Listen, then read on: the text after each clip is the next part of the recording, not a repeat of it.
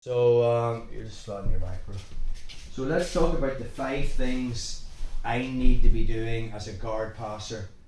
5 concepts that I want to be thinking about to pass Tyrone's guard, and then we're going to turn around and look at how to stop these things, these principles that I'm doing just to stop my guard getting passed. So first thing we're thinking about is grips. Okay, so I know not to step in too close, because if I do, Tyrone makes connection and then he's being offensive. So again, we've covered all this with regards guard passing, because we've done this in the club. So the first thing I'm looking for is grips. Let's just say make bullfight grips. The second thing I'm looking is distance. So I'm going to now take a step. I want to get closer to Tyrone. That's the second thing. And the third thing is I want angle. Okay, so let's look at that again.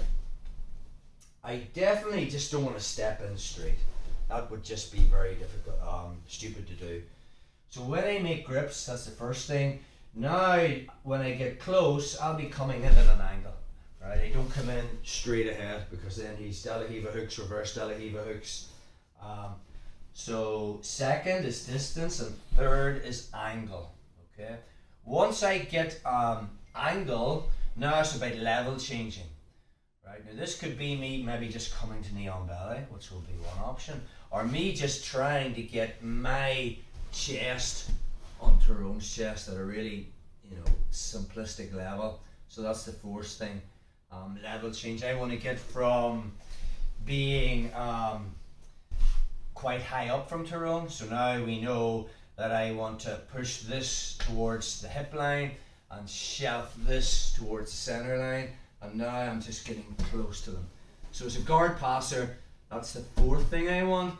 The fifth thing I need to do is I need to pin Tyrone. Now again, with a variety of pins, side control, super chill, all that stuff.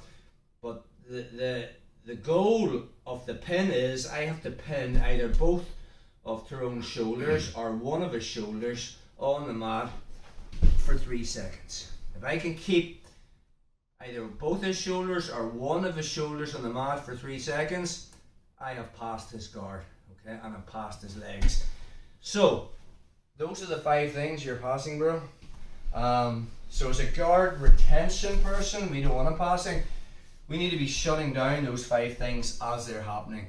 Now sometimes you're late, and the more he gets 1, 2, 3, 4, and 5, the more difficult it is. Obviously closing it down is at 1 is the best thing. So say Tyrone's here.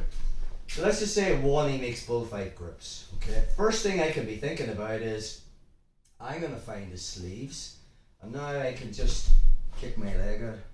What do I want? Now I'm back into connection and I'm playing my game.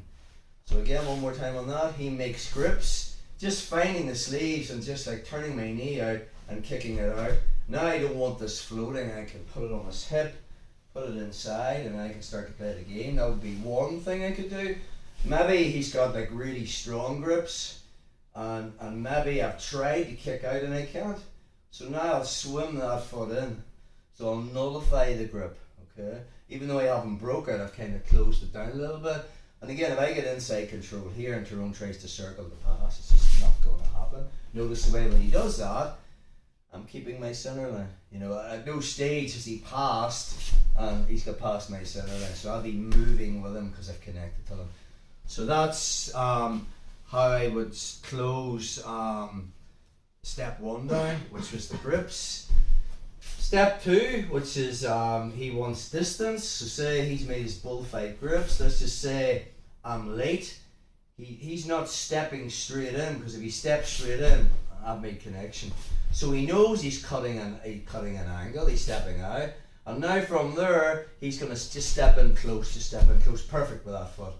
So now from this position, if you've noticed, he's past my legs. He's got angle and he's close. We've already covered this. So again, just from there, I can find this, kick out with my leg and bring my foot over. And I'll put it either, whatever presents itself, crook of the arm, shoulder, far hip. And now I just bring my leg back inside, and now he's in front of me. If that makes sense. If you go to that side, or maybe just stay there actually. Perfect. So the second step he wants to do, he makes grips.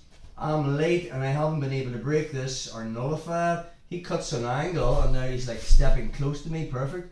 So now he's got distance and he's got angle. Notice the way he's past my legs as well. So if I do nothing, you know, I'm gonna get past, yeah. So maybe I can't throw the leg over. He's really pushing that. So we covered this last time. Now he just self-support or self-frame. And now this hand, as he tries to get close with his body, I'm using my hand on his hip.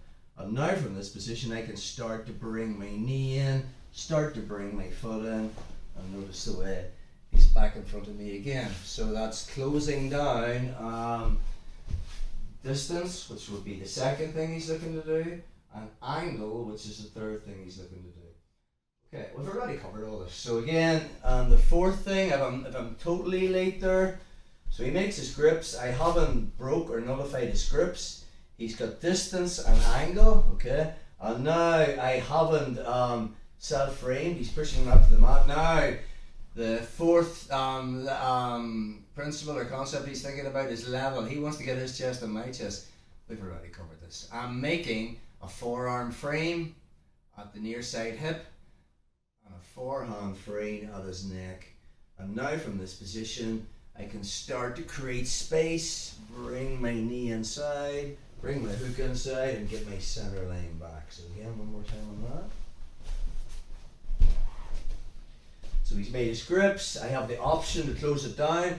The more he gets, he's got one at the minute, the harder it's going to be at the end. So obviously if I break this grip straight away, I'm winning. But now, he's cut angle and distance and he's driving in, and as he starts to get close to me and he's doing 4, I'm framing. I've missed the self frame, but now this is on the neck, and now from this position we know we're looking to shrimp away, start to bring a knee in. Maybe from there I can start to kick my leg over and we're in the scissor guard. We're going to be covering this in the next move. Tyrone tries to get close to me from here. He's between my legs, and when the moment's right I'll push back and get my guard back. Worst case scenario, I've been totally asleep and now he's pinned me. So again, he's made his grips, he's got distance, he's dropped down, and we're here. Nice. So now from his position, he is looking to keep both my shoulders on the mat for 3 seconds. So I have 2 things I can be doing from this position. One, I can take one shoulder off the mat by basically winning the underhook and shrimping out. Notice the way I was on my right shoulder. The minute I come up to my elbow, he hasn't got the points for the pin. If he does that in less than 3 seconds, it doesn't get counted. So now I'm on an elbow. Now I can hook the leg and start to put him down. Just one more time on that. So he's made his grips, 1, distance and angle, 2 and 3, level 4. Now he's looking to pin me, okay? Pin both shoulders. So already I'm bumping and winning the underhook.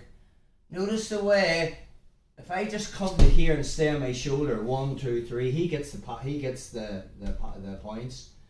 It's when I come up to the elbow, he doesn't, and then I can hook the leg and start to take him over. That's one option. Second option is we'll just stay there. So as he gets close to me, that was turning into them. I can also turn away from him. And again, notice from there, if I just do that, I'm on one shoulder. It's still getting pinned to the mat, so I have to come up on an elbow and move my hip back.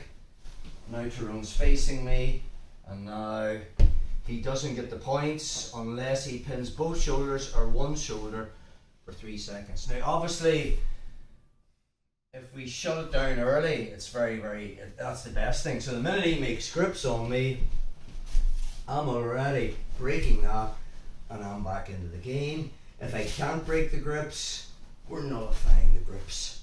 So being switched on and being aware that he needs to make grips first, he needs to close the distance and get angle, second and third thing. Then he needs to get close to me, more likely chest to chest, and then he needs to pin my shoulders. Knowing the procedure, all right, or the steps that he has to do to pass my guard is going to make guard retention so much easier.